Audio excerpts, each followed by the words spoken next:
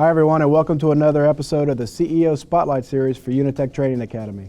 My name is Noah Brandon, the CEO, and with me today I have Mr. Sean O'Neill, instructor for the IT Support Specialist Program and Microsoft 365 program for Unitech Online. Welcome, Sean. Thank you. Welcome. Honored to be here. I'm really glad you're here. Well, let's jump on in. Tell me about how you arrived at Unitech, what your journey was that led you here. It's an interesting journey. First off, my wife Lori was a student here. When she was coming, we found out she had cancer, so I'd carry her books for her. And then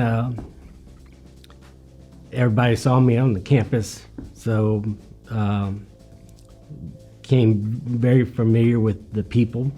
And then Miss Sam had me do some odd jobs for her at the Lafayette campus. And then at the time I was working offshore, so I wanted to find a job not offshore, so I can be home. And financial aid came open, so Miss Sam thought I'd be a good fit and started with financial aid, and then moved to IT whenever, because of my background, I have the A+ certification and the Network Plus certification. So when that position came open, I moved over to it. That's really cool. I could tell how much it affects you talking about your experience over here. Your wife Lori, who, how's she doing today? She's doing well. She's cancer free right now, so. That's amazing, man. I'm so happy to hear that. So good. I mean, you can tell that you really you're impacted, and it really matters to you. That, seems like a really cool, genuine, authentic start to just working with Unitech, being with Unitech, and I'm really happy you're here. What's the culture been like transitioning from the Lafayette campus to Unitech Online, which is different than the Lafayette campus, right? Yes, it's completely different. First starting off, we had the program at the Lafayette campus where it was only 4 weeks for the IT specialist program. So it was only 4 weeks long, so we had a lot to cover in that information. But the biggest thing that we had were we had the computers that we can go in and put your hands in and really work with to see if you're troubleshooting and everything, where that's the big difference from online, where I can't reach in and break your computer and say, okay, what's the fix for it? Right. But we do have some labs, virtual labs, but it's a little bit different from clicking and dragging to fix a problem versus putting your hands inside of it and doing it. So yeah. That's a big difference in the culture change as far as teaching online and in person. So, let's build on that a little bit. So we're able to, since we are now in 3 states online, we're in Louisiana, Mississippi, and Alabama, we're able to service a bigger area. So you may not have everybody strictly from Lafayette, which is a good thing because we get to help more people build the workforce in the Gulf South, and that's great. What about some of the challenges that come with, to your point, not being able to be face-to-face in person, but still being able to offer a quality program? The biggest challenge is really trying to identify that student's type of learning. For example, I'm a visual learner, a hands-on visual learner. I can read something 4 or 5 times and it won't really sink in until that last time I read it or what have you. But I can watch a video one time and then really. So it's just a matter of trying to gauge that student learning style, and everyone's different. So you just have to try to kind of watch them while they're, sometimes we do have those students, of course, we do our live lectures, but then we have some students that while they're at work, they might have our video on, but the camera's off because they're at work, But when they do have their cameras on, it's just a matter of kind of watching them to see if they're grasping what you're saying, or of course, you have your assessments that you'll do with the quizzes and stuff like that. But again, I had one of my children, they never did well on taking tests. Yeah. So you might have that as a learning disorder too, or a style that you have to account for also. So it's just a matter of trying to figure out that style of student, and I think as a group or as a company, Unitech does a really good job as far as trying to figure out a way to reach that student and have set them up for success.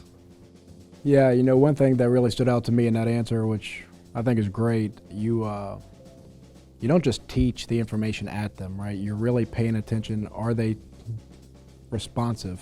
How are they taking it in? Are you helping them as they go? Because you really want them to be successful, and I can see that, which is really good. How do you take that and define success within your classroom? What makes you feel like, hey, I've been really successful as an instructor, the students have been successful in this program? What are some things that stand out to you for that? To me, it's a couple of different things. For the main thing for me is seeing that aha moment for that student. Say, hey, it just clicked for them, and because you see, the first week you're throwing, you're giving them the information, and you can see they're really not grasping it, and then we cover something else in week 2, and then week 3. Say, oh, I understand what you meant about week 1 now. Yeah. So you have that aha moment. So that's the thing that I kind of strive on. Say, okay, I'm doing what I'm supposed to, where the students are grasping what I'm saying, and then also how they do overall in the course. Also, if are they doing well with all the other grades? Are they doing well on the labs? Because the labs, although they're virtual labs, you can still see, okay, they're grasping, the concepts. Yeah, I know you build a good relationship with your students. Some things that are really fun for us to see up here at the office is we'll do student spotlights, and sometimes we always try to share that with the world. Hey, here's what our students are doing. Here are the successes they're having, and our students will tell their story. And about a year ago, we were doing a student spotlight story, and one of the students was just raving about you, right? Just saying, like, Mr. Sean helped me with this. He came up to me, talked to me about this. He's the reason I'm here. He's the reason I did this stuff. And I think that just stands out so much to not only a testament to your relationship with them, but they are so proud to be in your class that they're out telling the world, hey, Mr. Sean's the reason I'm successful. Yeah, I appreciate that. I know the student you're talking about, Josh Mesh, the way he came to Unitech is we're the site. At the time, we were at the site for the certification exam for the A+ certification. Right. And wasn't even our student. He was trying to learn it on his own. So before he took his certification, I said, okay, do you have any questions that you might want to ask me before you take your certification? And so I kind of talked to him throughout it. And with his story, he didn't do well on his certification, his first attempt, which is not uncommon, but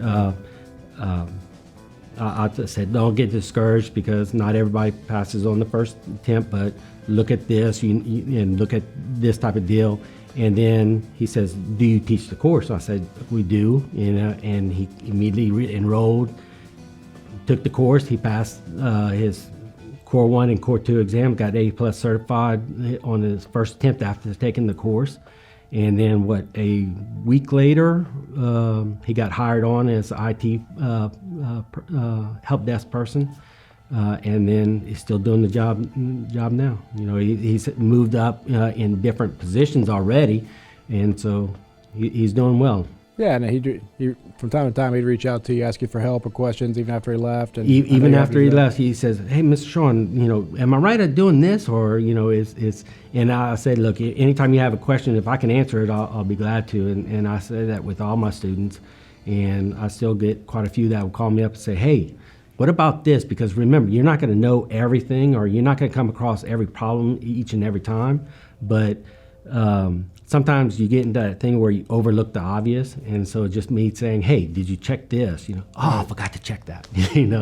So. Well, I genuinely appreciate the approach you take as as my family's company, and we want to make sure that we're helping people get from point A to point B. We're helping people graduate, have a better shot at life through education, develop the workforce, and when we have instructors that go the extra mile and actually help and care so much about their students, that means everything to us, right? So I do want to tell you, I appreciate the approach you take with your students. It's very helpful. But so look, enough about Unitech. When you're not at work, what do you do for fun? What are some of your hobbies? What do you like to do? Well, I like to try to play golf. Or I hit the ball. Try to hit the ball. Right? Yeah, I laugh because we all try to play golf. Yeah, but I enjoy. Fortunately, I have one of my sons here in town, and then I have my dad here that I go and play golf with. So I enjoy spending time with them doing that. Are you any good at all? Or are you? I don't know if you call it good or not. Yeah. 8 handicap.